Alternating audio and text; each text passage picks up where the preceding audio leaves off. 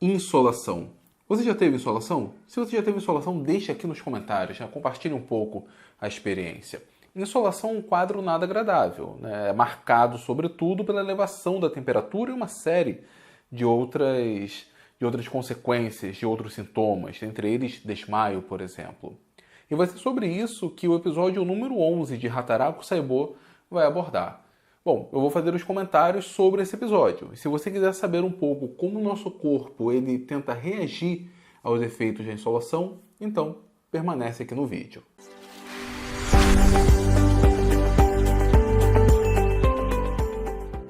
Galera, é o seguinte, esse episódio 11, como falei, é focado nesse quadro, a insolação, e nós temos toda uma representação típica para esse quadro, que é natural desse anime, que é natural de Hataraku Saibou. Quando você pensa em insolação, o que você pensa? Sol, você pensa em temperatura elevada, você pensa em calor, calor você pensa em secura. Então, para eles representarem o corpo, eles usam essa representação aqui, né? Aquele solo árido, seco, ermo, que infelizmente é comum em algumas regiões do país quando está num período muito grande de seca. Além disso, os reservatórios de água do corpo, né, os reservatórios de fluidos, estão com seus níveis baixos, reduzidos ou até mesmo secos. Então significa que essa pessoa, né, o dono desse corpo, que já teve câncer, que já teve alergia, que já teve uma série de infecções bacterianas, agora não está muito bem, está um pouco seco, vamos dizer assim. E o corpo vai então promover uma série de ajustes, vai ativar uma série de fatores para tentar evitar esse problema. Aí vamos lá. Como que o nosso corpo funciona? Os mamíferos e as aves são homeotermos, eles têm uma temperatura média que tenta ser conservada independente das variações da temperatura externa. Os mamíferos, entretanto, ainda têm um sistema muito mais rico para tentar controlar essa temperatura. O suor, por exemplo. Mas vamos lá, imagina que o nosso corpo ele trabalha idealmente em uma determinada faixa de temperatura. Enfim, seria a situação ideal, bem agradável, tranquilo. Mas pode ser que por alguns fatores, o meio fique muito frio ou de repente você não está muito bem, essa temperatura média foge um pouco e reduz, né? Ela fica um pouco mais baixa. Bom, o seu corpo tem alguns mecanismos para manter a temperatura normal. Então, se estiver, por exemplo, muito frio, é normal nós nos arrepiarmos, tremermos, termos calafrios. São algumas respostas que o corpo faz para tentar corrigir essa redução da temperatura. São processos para aquecer o corpo. Pode ser que haja o contrário, pode ser que o seu corpo aqueça muito e ele vai tentar então reduzir essa temperatura. Então, para isso você vai suar, né? Suar é uma resposta para tentar reduzir a temperatura, né? Quando a temperatura fica elevada, é um mecanismo do corpo de tentar reduzir a temperatura. Em algumas situações, acabam indo para os extremos. Então, pode ser que você caia em uma situação muito desfavorável, tanto por elevação de temperatura quanto por abaixamento de temperatura, e você entra num quadro de hipertermia, acima de 40 graus Celsius, ou hipotermia. Essas situações extremas são muito ruins para o bom funcionamento do corpo. Bom, mas no episódio aqui, né, o dono do corpo ainda não está numa situação de hipotermia, mas a temperatura está elevando. E como que o corpo tenta responder a isso? Nós vemos logo no início essa cena onde os glóbulos vermelhos eles estão indo para a pele. Esse processo, né, de levar o sangue para a pele, né, ou seja, aumentar a irrigação de sangue na pele, isso se dá, dentre outras coisas, dilatando os capilares da pele, nós chamamos de termólise. O que é termólise? A ideia de termólise seria o rompimento da temperatura. Ao contrário, né, a fuga de sangue dos capilares da pele, nós chamamos de termogênese. Qual é a lógica disso? O seu corpo, o meu corpo, o nosso corpo tem que manter a temperatura constante. Essencialmente, o sangue interno é o que mantém essa temperatura. E a troca de calor no nosso corpo será sobretudo na pele, né? Porque a pele é que está em contato com o meio. Imagina uma situação em que está muito frio. Não é bom que o sangue vá para a pele, porque se o sangue quente vai para a pele, ele vai trocar de calor com o meio e, consequentemente, ele vai se resfriar. Então, em uma situação dessas, os capilares se contraem, o sangue foge da pele e vai para a região mais interna. Por isso que quando está muito frio, você fica um pouco pálido. É simplesmente o sangue que está saindo ali da sua pele. Agora, o contrário, quando está muito quente, você fica vermelho, né? Geralmente nós ficamos um pouco mais rosados. Por quê? Porque nesse caso, os capilares se dilatam e vem o sangue da parte mais interna para a pele, né? Irrigam a região da pele. E com isso é possível fazer a troca de calor. É um mecanismo para tentar baixar a temperatura. Ele chama no anime, usa o termo correto, termólise. E aqui a gente até consegue ver a glóbulo vermelho meio rosado. Aliás, todo mundo ali está meio rosado.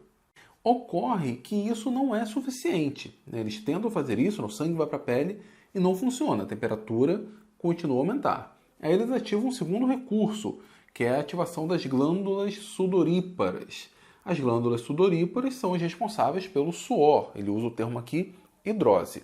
Por que o suor serve para baixar a temperatura? Bom, você quando acaba suando, você joga água, né? O suor seria essencialmente água, com alguns sais, mas essencialmente água, para a pele, na superfície da pele. Essa água vai evaporar.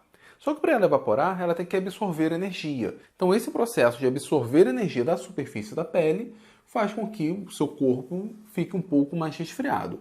Suar não é legal, pelo menos eu não gosto, é incômodo, mas é um mecanismo de defesa. Quando você está suando, o seu corpo está tentando fazer com que sua temperatura caia. Você pode até achar isso estranho, mas esse é o mecanismo. Através de um processo de absorção de energia para evaporação. A água, o suor, está passando do estado líquido para o estado gasoso. Bom, então aqui eles utilizaram o mecanismo de termólise, não funcionou. Utilizaram a hidrose, o suor, não funcionou. Só que nesse processo, os vasos sanguíneos foram dilatados. Ora, quando o vaso sanguíneo dilata, aumenta o seu calibre, automaticamente a pressão diminui. E isso começa a gerar algumas consequências. A pessoa começa a ter vertigem, começa a ficar tonta, de repente ela até desmaia. Por quê? Se a pressão diminui, acaba tendo mais dificuldade para o sangue irrigar o cérebro. Então a pessoa começa a ficar tonta. O cérebro não vai estar tendo um suprimento sanguíneo adequado. Então a pessoa começa a ficar meio tonta, depois ela pode, enfim, ter alguns apagões, de repente ela pode acabar desmaiando. É o que acontece com esse corpo, eles acabam desmaiando, tamanho a elevação da temperatura, o corpo tentou corrigir essa elevação, dilatando os vasos sanguíneos, mas não está dando certo. Ou seja, esse cara ele está entrando num quadro crítico de insolação. Você já passou por isso? Se já passou, deixa aqui nos comentários. E para piorar a situação, ainda aparece ainda um bacilo lá, uma bactéria, o Bacillus cereus, que não é nem lá um dos bacilos mais perigosos. Mas ele tem algumas características interessantes. Ele consegue resistir a temperaturas elevadas durante muito tempo. E ele encontra, então, aquele corpo árido como sendo o ambiente ideal. Ele gostaria que aquele corpo morresse para ele ter ali o seu deserto. Esse bacilo cereus, talvez você já tenha sido contaminado por ele. Geralmente ele provoca algumas intoxicações alimentares. O arroz que ficou exposto muito tempo, não foi cozido devidamente, alimentos contaminados, você acaba comendo e acaba ingerindo esses cereus. Alguns dos sintomas que ele provoca são vômito e diarreia. Então, se você já teve intoxicação alimentar, não necessariamente pelos cereus, mas você pode ter tido vômito, diarreia. No geral, passa ali algumas horas, 1 ou 2 dias, você melhora. Mas, enfim, numa situação dessas, onde o corpo já está padecendo ali da sua condição normal, ser intoxicado pelos cereus não ajuda em nada.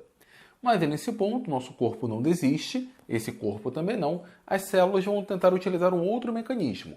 Eles vão tentar utilizar a chamada pressão osmótica. Eles querem fazer com que o fluxo sanguíneo se normalize e que chegue, sobretudo, no cérebro. Para isso, numa situação não ideal, eles precisam gastar energia. E para que isso aconteça, em uma situação não ideal, eles precisam gastar energia. Então, tentam ativar o processo de pressão osmótica. Ocorre que o corpo ele já perdeu muitos íons, já perdeu muitos sais devido à sudorese, devido ao suor.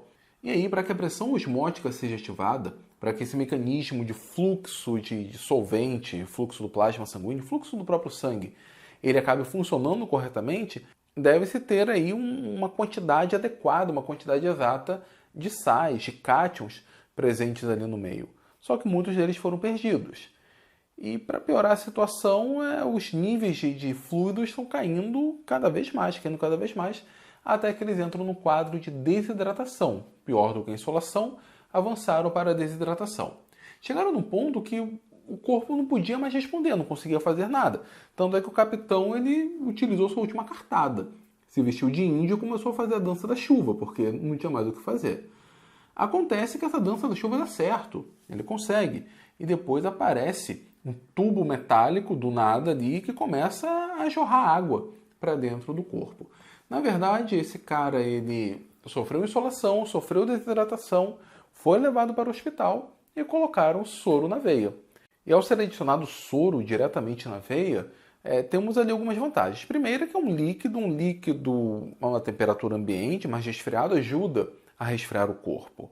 Só que, sobretudo, ele não está jogando apenas água, está jogando água em uma condição isotônica. Nós temos ali uma quantidade adequada, ideal, de sais sendo adicionados no corpo. Nesse caso, eles estavam com deficiência de sais, estavam com deficiência hídrica, e isso foi reposto pela adição do soro. Numa situação drástica dessas, o cara teve que ir para o hospital e teve que utilizar soro sintético diretamente na veia. Dependendo da situação, no caso mais brando, se você ainda estiver em casa, você pode tomar soro fisiológico, num caso de insolação leve. Toma soro fisiológico porque você não está apenas se reidratando, você está mantendo as concentrações de sais adequadas no seu corpo. Por isso a importância do soro. Se fosse só hidratar, você poderia beber água. E dependendo da situação de desidratação, dependendo de como que está a concentração de sais, beber água numa situação dessas pode ser perigoso, porque pode provocar a ruptura da célula. A célula está tão concentrada ali de sais e tão desidratada que em contato com a água ela acaba absorvendo muito a água e acaba rompendo. Então, o uso de substâncias isotônicas, como o soro nesse caso, são ideais nessas situações. Bom, pessoal, era isso que eu queria falar nesse vídeo. Finalizamos os comentários sobre o episódio 11 e o próximo vídeo que eu gravar será o último dessa primeira temporada de Hataraku Saibou, porque os episódios 12 e 13 têm um único assunto. Então vou fazer um vídeo só, pode ser que ele fique longo, mas temos apenas mais um vídeo para finalmente finalizarmos essa primeira temporada.